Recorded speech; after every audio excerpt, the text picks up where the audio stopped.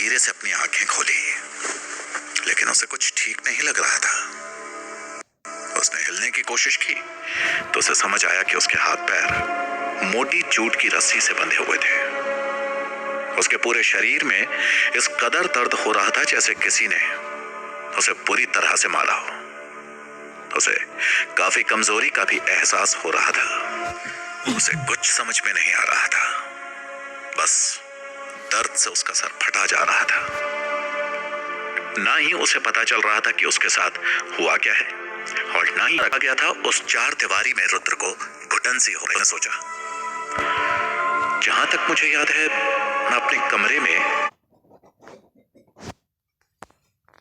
उसने सोचा, जहां तक मुझे याद है मैं अपने कमरे में पृथ्वी ग्रह के बारे में रिसर्च कर रहा था, जहां पर इंसानों के अलावा कुछ खतरनाक प्रजातियां भी रहती हैं, जिनके पास कुछ खास शक्तियां होती हैं। मैं उन प्रजातियों और उनकी शक्तियों के बारे में रिसर्च कर रहा था। ऐसे में उसके पीछे दूर कहीं से पानी की बूंदें टपक रही थी, जो उसे और बेचैन कर रही थी। उसे दूर से किसी की बात करने की आवाज भी सुनाई दे रही थी। लगता है वो मर गया। उसे सिर्फ किडनैप करना था। तुम्हें उसे इतना मारने की जरूरत क्या थी? अनीता, तुम्हारे तरीके भी ना बहुत खतरनाक होते हैं। तो अनीता ने जवाब देते हुए कहा, तुम्हें भी पता है शालिनी कि मैं तो सिर्फ उसे किडनैप करना चाहती थी। अनीता और शालिनी इन दोनों औरतों की बातें सुनकर रुद्र सोच में पड़ गया। ये दो औरतें कौन है? ये दोनों मेरे ग्रह की तो बिल्कुल भी नहीं लग रही है। हमारे ग्रह पे तो सब एक दूसरे को जानते हैं, लेकिन मुझे तो इनके बारे में कुछ भी नहीं पता। इसका मतलब ये साफ है कि मैं और किसी ग्रह पर आ गया हूं। ये कोई अलग ही दुनिया है। कहीं कहीं ये दोनों औरतें एलियंस तो नहीं? तो क्या एलियंस ने उसे किडनैप किया था? रुद्र दोबारा कान लगाकर उन दोनों औरतों की बातें ध्यान से सुनने लगा।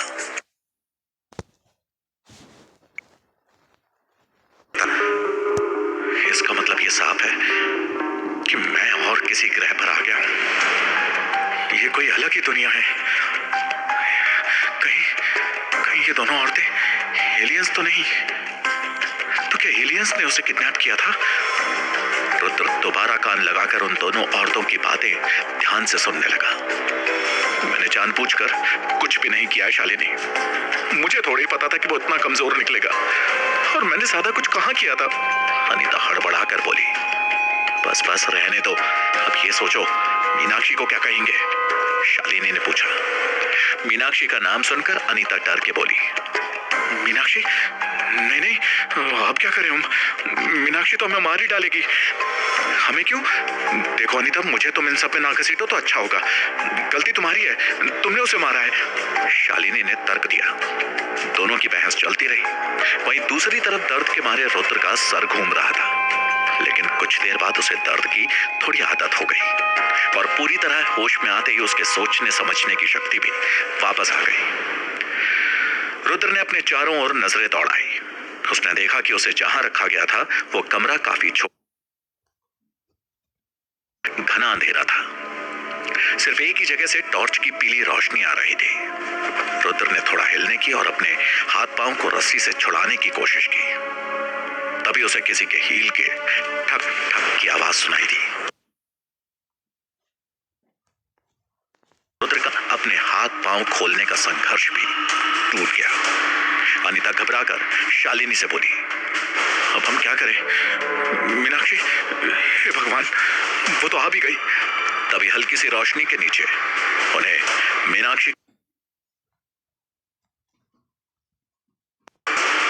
मीनाक्षी ने हरे नीले रंग का एक गाउन पहना हुआ था और चेहरा एक हुडी से ढका हुआ था।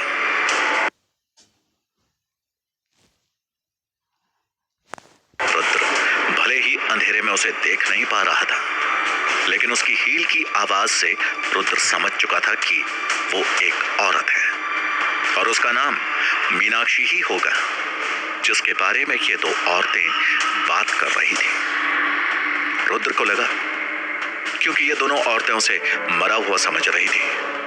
इसलिए ये तीसरी औरत मीनाक्षी के सामने भी मरने का नाटक करने में ही समझदारी है। उसने अपने शरीर को ढीला छोड़ा और अपनी आंख कसकर बंद की और अनिता ने कांपते हुए पूछा, मीनाक्षी तुम यहां? उठाओ इसे, कड़क आवाज में मीनाक्षी ने कहा। मीनाक्षी मैं, अनीता बोलते हुए हिचकिचा रही थी। तभी शालिनी ने उसकी बात को काटते हुए कहा, मानो वो जैसे डरते हुए अपने बचाव में कह रही हो, सारी गलती अनीता की है, उसी की वजह से वो मर गया, मैंने कुछ भी नहीं किया है। ये मरा नहीं है, मीनाक्षी ने बड़ी ही कड़क आवाज में शालिनी की बात का जवाब दिया। ये सुनकर अनीता और शालिनी के साथ साथ रुद्र भी चौंका। उसने तुरंत अपनी सांस रोकी। रुद्र ने सोचा कि मीनाक्षी तो यहां थी भी नहीं और इसको आते ही कैसे पता चल गया कि रुद्र अभी मरा नहीं है। अनीता और शालिनी को भी यही बात समझ में नहीं आ रही थी। मीनाक्षी का सब्र अब टूट रहा था। वो गुस्से में लगभग दहाड़ते हुए बोली, ये मरा नहीं है, उठाओ इसे जल्दी। हाँ हाँ हाँ, अनीता ने राहत की सांस लेते हुए कहा और फिर मीनाक्षी के पीछे चलते हुए अनीता और शालिनी रुद्र के पास आकर खड़े हो गए। रुद्र की आंख बंद ही थी, लेकिन फिर भी अपने आसपास खड़ी उन तीनों औरतों की मौजूदगी को वो महसूस कर सकता था।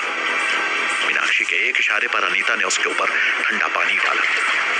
रुद्र समझ चुका था कि अब मरे हुए होने का नाटक करने का कोई फायदा नहीं, इसलिए उसने धीरे से अपनी आंखें खोल दी थी। रुद्र को अब सब साफ दिखाई दे रहा था। कमरे में उसके अलावा 3 लोग थे। बाकी दोनों के कपड़े भी मीनाक्षी की तरह ही थे, हरा नीला गाउन और चेहरा हुडी से ढका हुआ। उनके कपड़े किसी हॉरर फिल्म के कपड़ों की तरह ही डरावने लग रहे थे। तीनों औरतें रुद्र को घेर के इस तरह खड़ी थी जैसे उसकी बलि चढ़ाने वाली हो। तुम दोनों को थोड़ा जैसे कोई जहरीला सांप अपने शिकार को घूर रहा हो। और फिर बड़े ही खूंखार अंदाज में मीनाक्षी ने रुद्र से पूछा, खजाने को खोलने का रहस्य क्या है? रुद्र ने अपना सर उठाया और हैरानी से कहा, खजाना? कौन सा खजाना? मुझे किसी खजाने के बारे में नहीं पता। गणेश राठौड़ जी, मेरे सब्र का बांध टूट रहा है। मीनाक्षी जरा भी हैरान नहीं थी उसका जवाब सुनकर। उसने मुस्कुराते हुए कहा, झूठ बोलने का कोई फायदा नहीं है। या तो फिर आप खजाने के बारे में बताकर अपनी राज्य में इज्जत से रजवाड़े बनकर वापस जा सकते हैं, या फिर किसी चूहे के पेट में सड़ सकते हैं। मर्जी आपकी है। उम्मीद है आप सही फैसला लेंगे। एक मिनट, कौन गणेश राठौड़? अरे मैं कोई गणेश राठौड़ नहीं हूं, मैं रुद्र हूं। आप गलती से गलत आदमी को पकड़ लाए हैं। रुद्र ने थोड़ा घबराते हुए कहा, राठौड़ जी। मीनाक्षी ने नम्रता से लेकिन धमकी भरे लहजे में कहा, लगता है अभी अभी आपकी जो खातिरदार, मैं अनीता को दोबारा बुलाऊं? इतनी देर तक होश में रहने के बाद अब उसे समझ आने लग गया था कि आखिर हो क्या रहा है। ठीक है राठौड़ जी, मैं आपको अच्छे से सोचने का मौका देती हूँ, लेकिन याद रहे आपका एक गलत कदम आपको मौत की गोद में सुला सकता है। मीनाक्षी ने उसे धमकाते हुए कहा। रुद्र बुरी तरह से नर्वस था। उसने दिमाग पर जोर डाला और वो सोचने लगा कि अब वो क्या करे। ऐसे यकीन दिलाई कि वो रुद्र है, कोई राठौड़ नहीं। तभी उसके दिमाग में एक बात क्लिक हुई। उसने सोचा कि इस अजीब सी जगह में आने से पहले जब वो आखिरी बार होश में था तब आधी रात थी। अपनी लैब में अपने कंप्यूटर के पास बैठा हुआ वो अपने बॉस के लिए एक स्पीच लिख रहा था। पिछले आधे महीने से पृथ्वी ग्रह के ऊपर चल रहे उसके रिसर्च की वजह से वो इतना ओवरटाइम कर चुका था कि वो मानसिक और शारीरिक रूप से एकदम थक चुका था और थकान के मारे वो अपने कंप्यूटर के आगे ही सो गया था। सोने के बाद उसने सपने में देखा कि एक 40 साल का आदमी जोर से चिल्ला रहा है, महादेव शिव की शक्ति, और फिर अचानक से रुद्र को जब होश आया तो उसने अपने आप को यहाँ बेसमेंट में पाया। रुद्र को याद आया सपने में वो जगह जहां वो आदमी चिल्ला रहा था, वो जगह यही तो थी। हाँ, वो जगह ये बेसमेंट ही थी। ऐसा कैसे हो सकता है? मैं सपने वाली जगह पे हकीकत में कैसे आ गया? इस अजीब सी बात का एहसास होते ही रुद्र को पसीना आने लगा।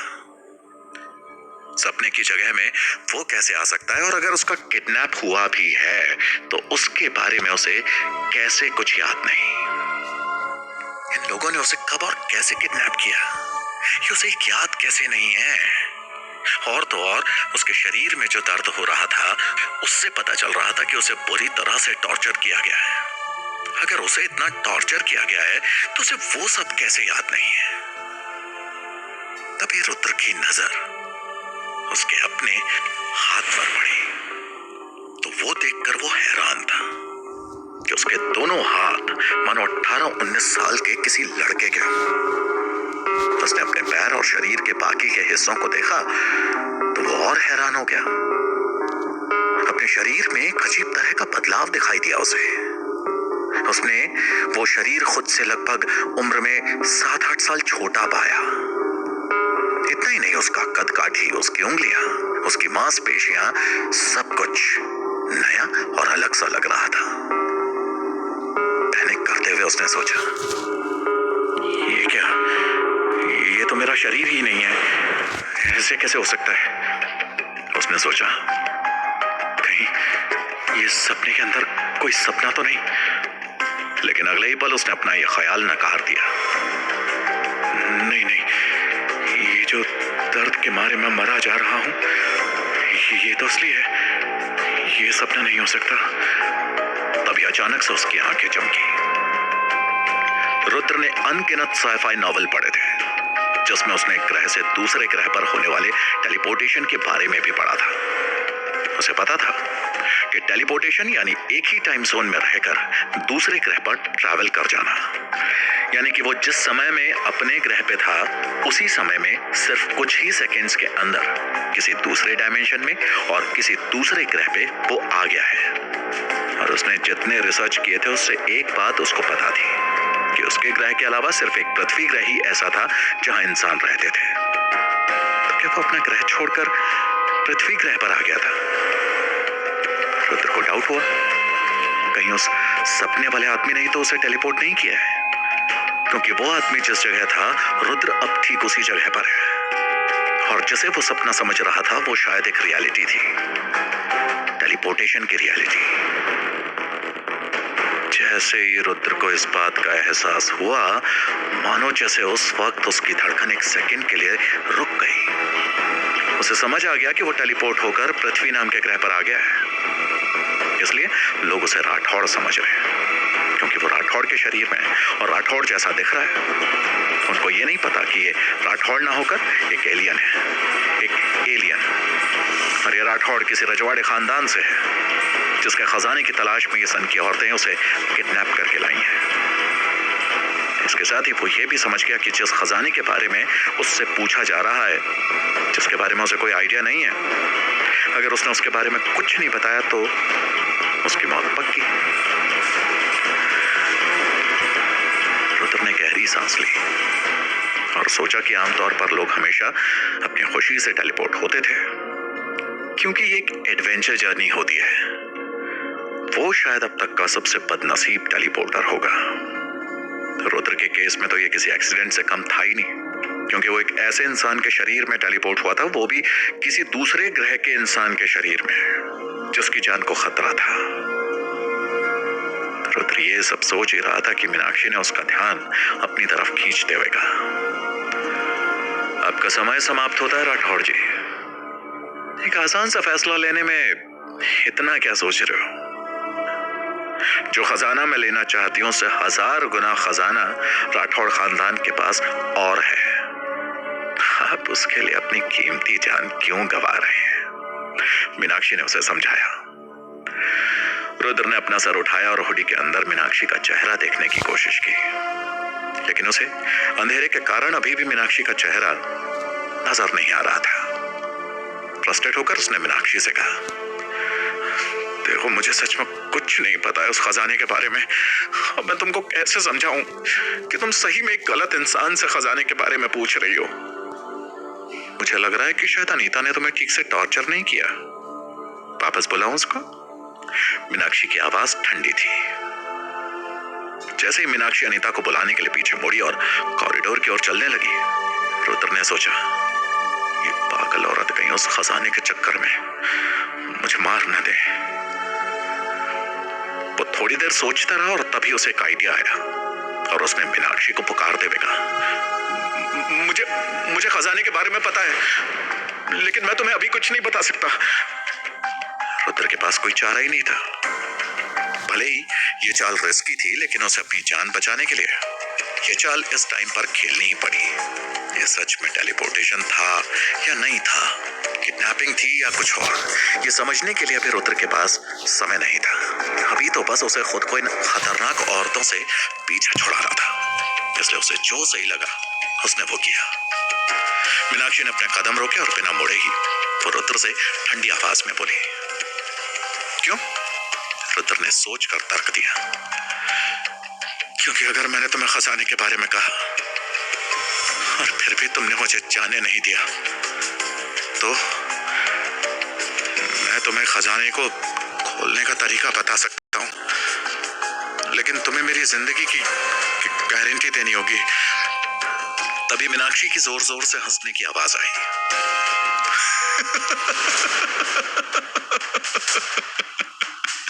तुम स्मार्ट हो।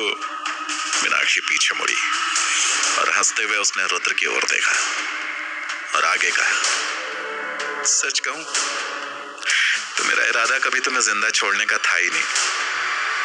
खजाना लेने के बाद राठौड़ खानदान से बचने के लिए मैं तुम्हें तुरंत खत्म कर दूंगी और तुम्हारे छोटे छोटे टुकड़े करके गटर के चूहों को खिलाऊंगी, ताकि पीछे कोई भी सुराग न छूटे। मीनाक्षी ने बड़ी ही सहजता से रुद्र को इतनी बड़ी बात बोल दी थी। रुद्र समझ नहीं पा रहा था कि ये कोई मजाक है या उसने सच में अपने खतरनाक प्लान के बारे में उसे बता दिया था, लेकिन फिर मीनाक्षी के बात करने के तरीके से वो समझ गया कोई मजाक नहीं था। रुद्र ने मन ही मन सोचा, मैं एक आम आदमी की तरह सोच रहा हूं। अगर मैं एक रजवाड़े के शरीर में हूं तो मुझे एक रजवाड़े की तरह सोचना होगा। मुझे अपनी बातों में वीरता और साहस दिखाना होगा। रुद्र ने वापस हिम्मत करते हुए मीनाक्षी की तरफ देखते हुए कहा, एक रजवाड़े को किडनैप करके तुम्हें डर तो नहीं लग रहा? मेरे परिवार वालों ने मुझे बचाने के लिए जिन लोगों को भेजा होगा वो किसी भी समय यहाँ आते ही होंगे। अगर तुम बातों में समय को और बर्बाद करोगी तो शायद अपनी जान से हाथ धो बैठोगी। ये सुनकर मीनाक्षी एकदम से चुप हो गई। रुद्र हल्का सा मुस्कुराया। उसने सोचा कि मेरा दाव सही पड़ गया शायद। उसे चुप देखकर रुद्र का आत्मविश्वास और बढ़ गया और उसने धीरे से बात को आगे बढ़ाते हुए कहा, मीनाक्षी मैडम, अगर आपको वो सच में खजाना चाहिए तो खजाना मिल जाने के बाद मुझे जिंदा छोड़ने का वादा करो और ले लो वो खजाना मुझसे। और अगर उतना भी नहीं कर सकती तो फिर जाहिर सी बात है ना, मैं भी खजाने के बारे में क्यों बताऊं? मरने के लिए? इससे तो अच्छा ऐसे ही टाइम वेस्ट करता रहूं तुम्हारा, क्योंकि मुझे बचाने वाले लोग किसी भी वक्त यहां पहुंचते ही होंगे। सोच लो, मुझे मारकर तुम्हें ज्यादा फायदा होगा या वो खजाना हासिल करके?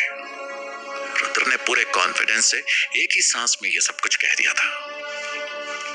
कुछ सोचकर आखिर में मीनाक्षी बोली, ठीक है, दरवाजा खुलते ही मैं तुम्हें जिंदा जाने दूंगी। तुम बस जल्दी से उस खजाने के दरवाजे को खोल दो। चलो, मैं तुम्हें उस खजाने तक ले चलती हूँ। रुद्र फाइनली थोड़ा ठीक महसूस करने लगा। उसे एक बार फिर उम्मीद की किरण नजर आने लगी, उम्मीद कि वो जिंदा बच पाएगा। खेल तो अभी शुरू हुआ था। रुद्र अपनी दुनिया से पृथ्वी में कैसे टेलीपोर्ट हुआ था और उसे इस तरह किडनैप क्यों किया गया था? मीनाक्षी रुद्र से किस खजाने के बारे में बात कर रही थी? क्या इस खजाने के चक्कर में रुद्र की मौत निश्चित थी? जानने के लिए सुनते रहिए पॉकेट एफएम पर एलियन वर्सेस विच।